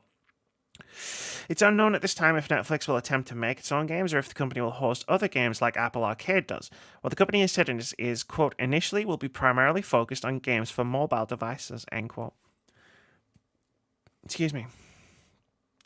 As shown by the failures of Amazon Game Studios, making games isn't as simple as throwing money at a team, so Netflix may hold off on making original games for a while. However, its usual tactic of giving film and TV teams creative control over the products they make may well work to entice talent to make games for the streaming service. Netflix isn't entering the video game industry clueless. It's hired Mike Verdu, the former EA and Facebook executive who helped to bring games to Facebook's Oculus platform. The man who once... Sorry? So clueless then.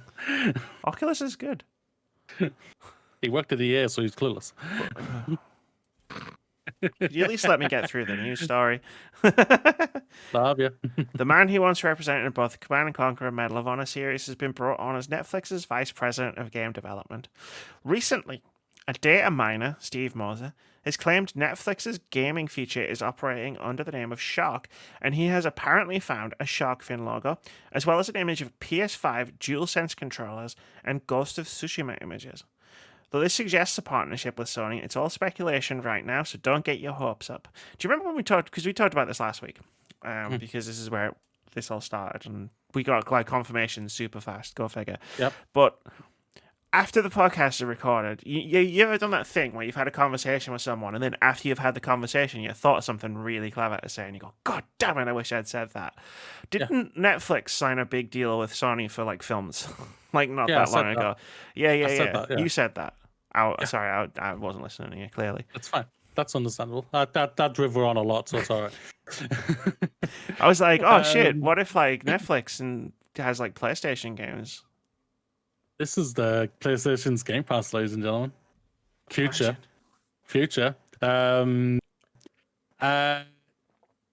It'll be huge if Sony have signed a proper, not only for the movies, but also with their games as well. That'll be absolutely huge. But understandable. But the first thing, obviously, the main thing is obviously Netflix are going into the biggest market in the video games industry, which is the mobile game, which I talked about earlier on, ladies and gentlemen, which isn't a surprise whatsoever. It's the easiest one to get into. It's a difficult one to stay in. I will not deny that. Going off on the research and everything, but with the money they have back behind this, the platform that they have, like how many phones is Netflix installed on? Like, you know what I mean? Oh god, yeah, phones, iPads, the whole shebang. I get many notifications from Netflix. Here's a film you should check out. Here's the top 10 films in the UK right now, and then I'm like, I don't trust anyone. I don't trust the general people of the UK. Like, fuck off with that notification. Yeah, and let's just remember what I said last week, ladies and gentlemen. 200 million subscribers. But that's a lot of people.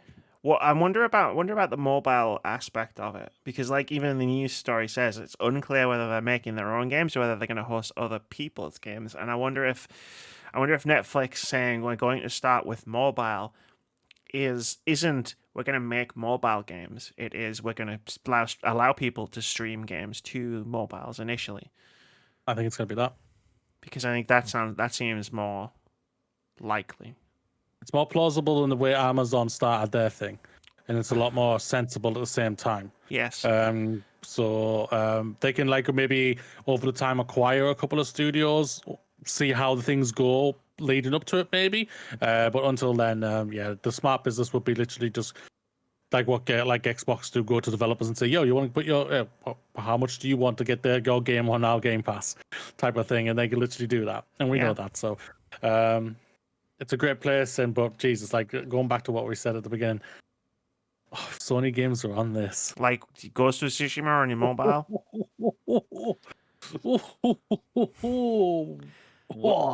What do you think the big game is that they're going to push first for everyone to realize that they can play this Sony game on their phone?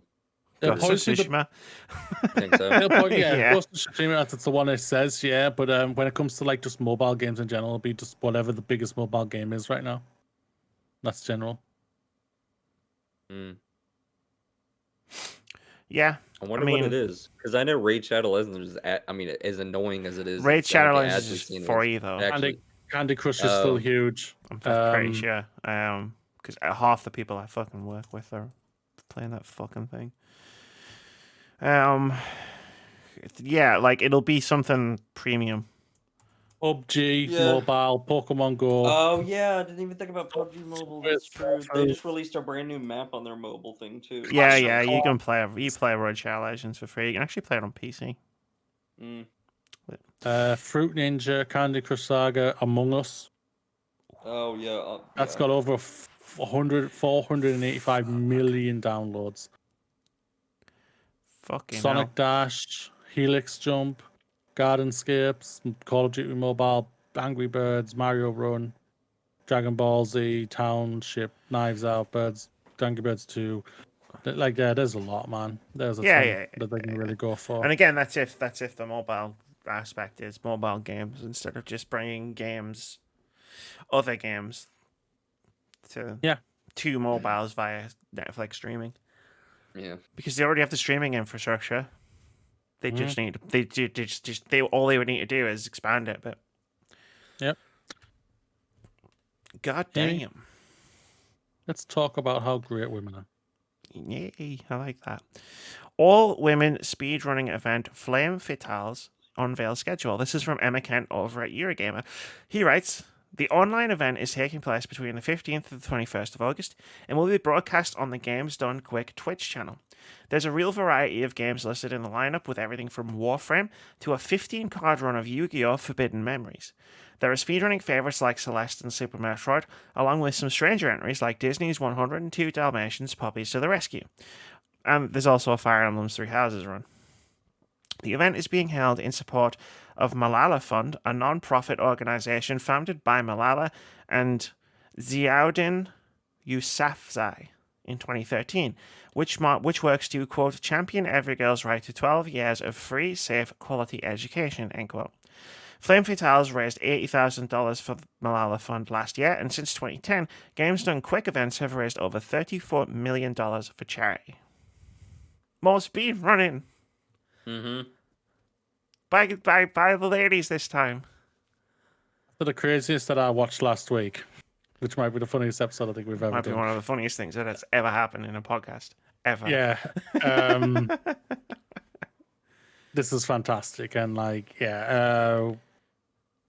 we spoke about the crapness that's happened to women at the beginning, but even something awesome like this is fantastic. And I can't wait to see this. Or even just hear Amy see it and send one of them to me, send one of the speedruns straight to me, and I'll watch it. Right, I'll gobble it all up and everything like that. Even if it's a game I'm not a big fan of or anything like that, I can't wait for it. And it's just like, go for it, go for it, indeed. As much as I'd like Foxes to have a word in edgeways on this one, that is unfortunately the perfect segue into Amy's ever evolving list of awesome SGDQ speedruns you should watch. Sorry, Foxes. It's okay. So last week, after me and Fox's Blue Mooney's mind, I'd telling them what speedrunning is. I knew what speed running was. Don't think I did not know what speed running was. He's just never witnessed and or seen it ever before in front of his face. I have. I've seen evil speed runs before. Thanks to them, I got mine down to just over an hour on Resident Evil 2. He's never seen a wild speed run before. It's just like I remember Inquisition. Dragon Age Inquisition takes me like 40 hours to complete. It takes that one guy took him like an hour. Well, that's impossible. Enough, it's not. Dragon Age Inquisition 90% is on Amy's ever evolving list of awesome SGDQ speedruns you should watch because it's a really, really good speedrun. I feel like you just put that on just for my face last week. I didn't. No, I watched it and I was like, wow, this is a really good speedrun. Also, Mass Effect 2, No One Left Behind was a very fun speedrun. So watch Shadow of the Colossus, the 2018 remake, and Ascent. That was a tasty speedrun. With really good commentary as well. I need to watch. The Ghost Runner any percent speedrun was probably good, but it was difficult to tell what was happening most of the time. I could tell everything was happening really fast. Well, that is a fast-moving game. And it was impressive. That's one of my favorite games last year. But to master it's difficult to play and difficult to master in general. Like, I admit I never completed that game. I think I got about halfway through, but I was just like, this is fantastic. But wow, that's why it probably wasn't as high on the list for me. I think it was like just outside the top 10, I think, or just inside, but like low tier, I think, if I remember rightly. But yeah, I did love the game. It was fantastic. But I was just like, oh god, I can't. And the last one on the list for this week, and there'll probably be a list next week because I'm still going through my backlog of SGDQ runs. Has either of you heard of GeoGuessr? Nope. Mm-hmm. Right. So I'd never heard of it, but someone I follow who's in the speedrunning community made a list of like his top 25 speedruns, which I've been sort of using as a touchstone. And this was on there. And I was like, all right, I've never heard of this. And I watched someone do a perfect score run in GeoGuessr in like 33 minutes. This game is ridiculously very cool, and I've never heard of it. But now I'm like, I signed up for an account, Foxes, and I'm like, nice. I could stream this. This is so cool. And then I just watched this guy. So GeoGuessr is like Google Maps, the video game, where you spawn in on a random point in the world on like the Google Maps, do the car with the pictures and stuff, and you just got to figure out where you are. And this guy did it perfectly. So he just dropped in 5 random locations in the world, and it was the way he was doing it, and he was explaining how he was figuring out where he was, and it was fascinating. I watched someone speedrun Google Maps, and I was like, I have to play this. So I signed up for an account, and I'm like, I'm gonna play this at some point. Like, this looks like fun. Seems like I'm gonna play this. I've always enjoyed watching people play it. I could never do it. I'd be like, yeah, I feel like it's probably gonna be a disastrous stream, but like, I gotta try it because it just looked. It was just fascinating. You know, when you watch something and it's like it's just really interesting. Mm-hmm. Yeah, that was cool. I like that. So that's those 5 links will be in the description. I might make a Google Doc of this to like house all the links, because obviously I gave my 5 from last week as well. And I'm still going to shout out the Super Mario 64 70-star blindfolded speedrun for being like one of the coolest things I've ever seen. All right, Moody's got a really long games out next week coming up, so we've got 2 news stories left. Which one would you like to do? Signpost one. The Signpost one. Okay.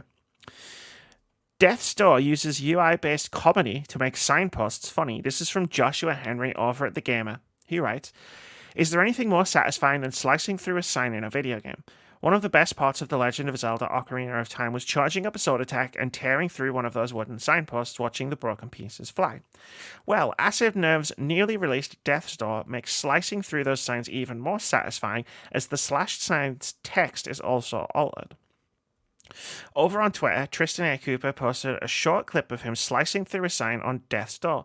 First, he walks up to the sign, which helpfully offers directions, stating this way to the stranded sailor. Clearly unhappy with the sign, the player then slashes through the one marker cleanly, cutting the top piece off. Then he reads the sign again, only this time it shows the bottom half of the phrase because the top has been removed. I did this myself. I also did this myself. Funny. It's really, really funny. Hilarious. It's hilarious. It is a lot of fun when you see this type of thing, and yeah, I laugh my ass off, and it's just like, it's insane. It really is, and just shout out to the two developers, 2 people created this game. Madness. They did. Madness. Well done to them. We're going to have a lot of words about this game potentially next week. Maybe. And we'll see how fast we both get through it. But because I started playing this game on Tuesday when it came out, and I've said it on Twitter, so I don't need to keep my feelings a secret for the future video. It's like, I fucking love this game. And like, there's little things like this are like part of the reason why. It's just so. And I'll say this right now. This is the game I was hinting at. Apart from the one I'm embargoed about. Death's Door is incredible. It is really that good. Oh, never mind. Okay. I thought it was a sequel to another game. No. You are a crow with a lightsaber. That's amazing. And you're also a Grim Reaper. Grim Reaper. It's basically Bleach. If you know the anime Bleach, it's literally that, but you're a crow. That's awesome. You just don't scream out Bankai in it. I mean, you say that, but when I play it tonight, Moody.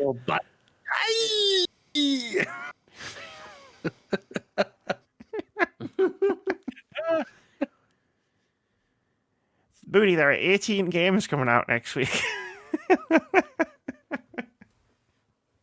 Would you like to talk about them? No. Okay, bye. So say that. That's OpenCritic, ladies and gentlemen. Let's talk about OpenCritic head to head. Last week's results. God damn you! Wow. Amy. God damn you, Amy. That's a lot. It's a lot of games. You should see our Google Calendar. It's a fucking mess. Yeah, it is. Okay, first up, ladies and gentlemen, we have from July 27th, Hell Let Loose, a PC, a PlayStation 5, and an Xbox Series game. Join the ever-expanding experience of Hell Let Loose, a hardcore World War II first-person shooter with epic battles of over 100 players of infantry, tanks, artillery, a dynamical shifting front line, and a unique resource-based RTS-inspired metagame. Moody, because there's 18 games, would you like to take turns reading this stuff? See how I go. Okay. Next up is Neo: The World Ends With You, PlayStation and Switch. Only the possibility of you can change our fate. A long-awaited new story in the World Ends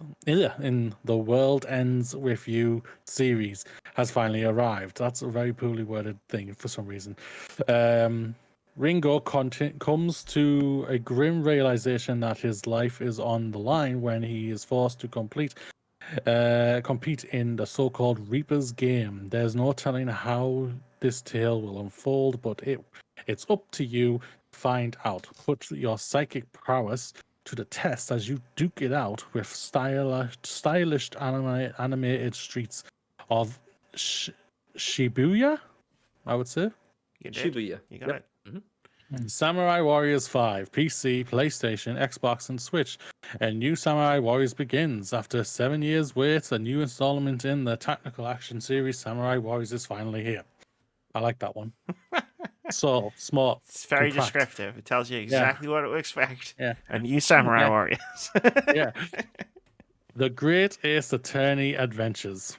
PC, PlayStation, and Switch. Immerse yourself in a dramatic, charming, and witty world of evidence gathering, deduction, and courtroom battles with this double pack of the adventures of rookie lawyer Ryukisu?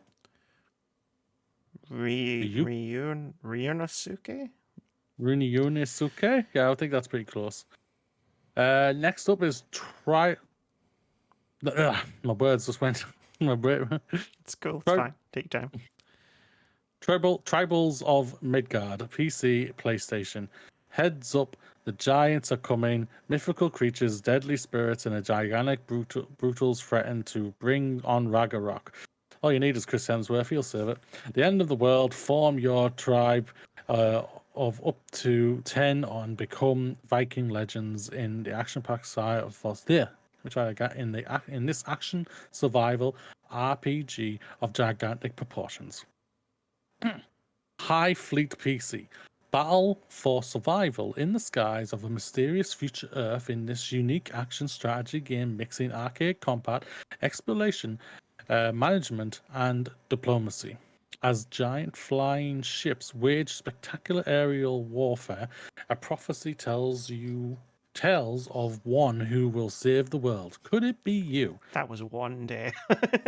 Yep. Next Next up is July 28th. Chernobyl Light, PC, PlayStation, and Xbox. Chernobyl Light is an RPG survival horror mixing free exploration and disputing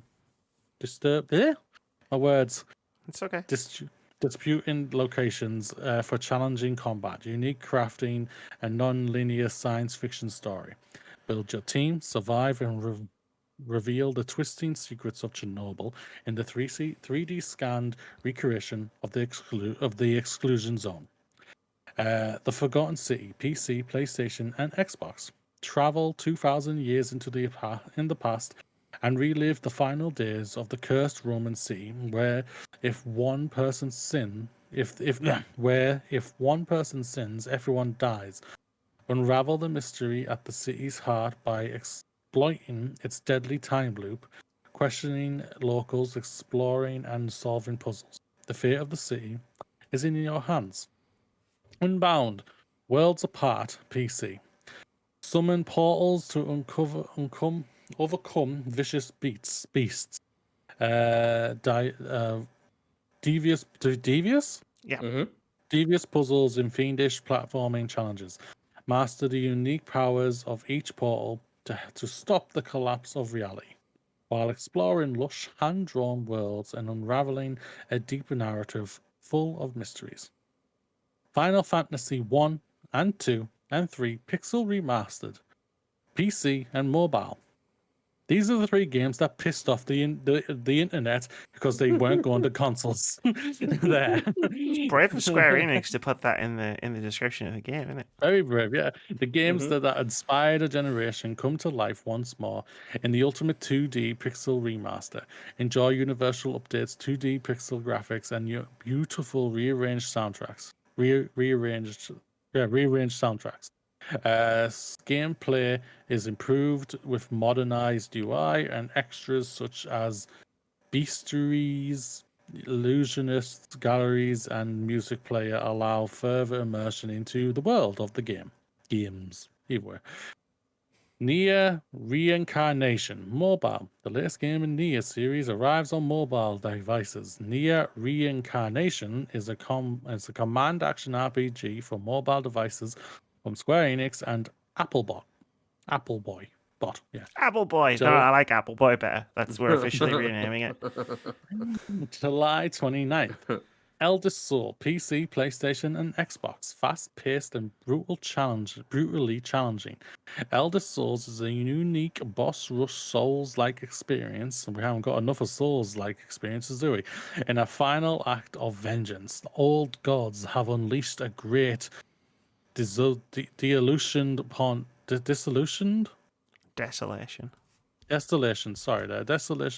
the world. Mankind's only hope lies with a lone warrior and his great sword of pure obsidian, spelled wrong for some reason. Yeah, okay, thank you. Yeah, obsidian, yeah. Spelled really wrong. I won't lie, I bet the lone warrior is called Hercules. Nothing to Remember. PC. Nothing to Remember is an immersive murder mystery that runs in real time, right on your desktop through your personal messages. No, you don't want to look at my personal messages. You'll uncover 2 characters unknowingly intertwined as they hunt a killer long thought dead. So Jack the Ripper, when your next choice, or Zodiac Killer, when your next choice could mean life or death, will you answer the call? Ghostbusters. Omno? Omno. Omno. PC, PlayStation, Xbox, plus Game Pass, and Switch. A single-player journey of discovery through an ancient world of wonders created by sole developer Jonas Manick. I like that. Simple, to the point. The Ascent, PC, Xbox, plus Game Pass. The Ascent is a solo or co-op action shooter RPG set in a cyberpunk world. No, we don't have enough cyberpunk games, have we? We don't have enough good Cyberpunk games. Hey, yo! Ooh. The mega corporation that owns you and everybody. The Ascension Group has just collapsed. Can you survive without it? Paint the Town Red. PC, PlayStation, Xbox, and Switch. Paint the Town Red is a chaotic first-person melee combat game set in a different locations and time periods. The voxel-based enemies can be punched, bashed, kicked, stabbed, and sliced completely dramatically using almost anything that isn't nailed down. Arcsmith. Oculus Quest. Become an Arcsmith. Assemble essential items of the future using a library of model pieces that with Master Arcsmith Korth Din. I think I've said that wrong, but either way, as your reluctant mentor. Watch your quiet station become the focal point of an intergalactic power struggle that could determine the future of the universe. July 30th. And the final game, ladies and gentlemen. No Longer Home. PC. No Longer Home is a game about letting go of the life you've built due to circumstances beyond your control.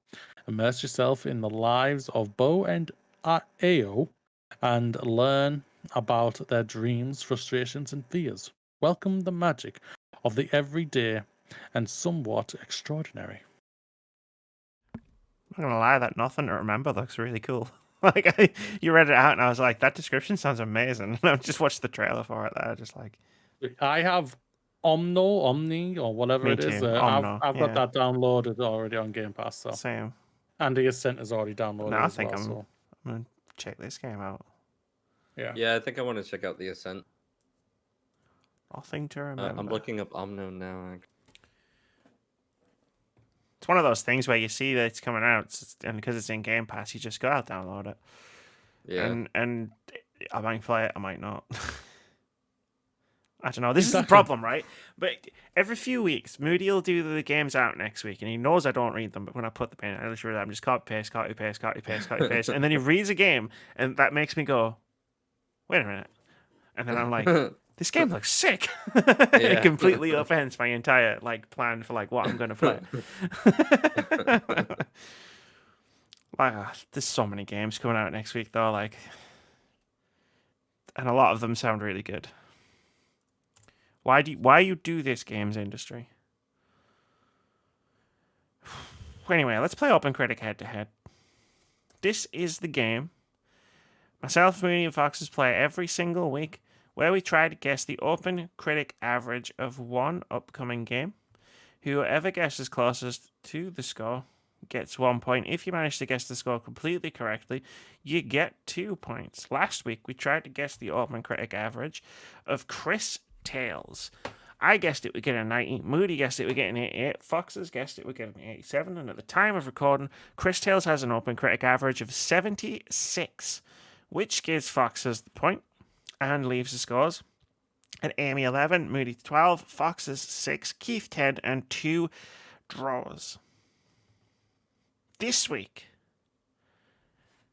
everyone already know no one's written in it this week. This week we're trying to get. I had a lot to choose from this week. This week we're trying to guess the OpenCritic average of the Ascent, the game that Moody talked about. Of the 18 games that Moody talked about. Moody, what do you believe that this time next week will the Ascent OpenCritic average be? That was a normal sentence. Stop judging me. 80. 80. 8-0. Foxes, what do you think the Ascent OpenCritic average will be next week?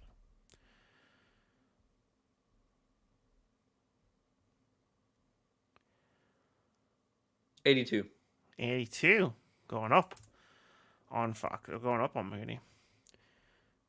It's a good job you didn't go down, so I didn't actually just say going down on Moody, because that would have been really awkward for all of us. And speaking of going down on Moody, I'm going to guess a 76. See, I did this joke, but then I did it again. And that's what makes it funny. Oh, bless. I was going to say something bad there, but I'm not going to. It's probably for the best. I'm so glad my partner's not here. Oh, no. God, no. I might have got attacked. Oh, no. I don't. Now I'm kind of morbidly curious. Well, you're not going to get your curiosity's not going to. You're not going to find out. It's probably for the best. Yeah, it probably is. Let's get out of here because that's about 2 hours. Yeah. Podcast running time. We've had difficult stories to talk about, but we've got through them. We've made our peace. Well, we already made our peace, but you know, we got our words out. Did the things. We talked about the things. We hold them accountable compared to everyone else. Except James, Stephanie, Sterling, because they are awesome. I can agree with that. I guess. I can't wait for Monday. I'll tell you this right now. That episode's going to be a banger. You're not wrong. Let's get out of here, because I'm falling apart. Too hot. Need to open a window. Hopefully it's cooled off. Hopefully nothing explodes in my street tonight. Say bye, everybody. Bye, everybody. Bye.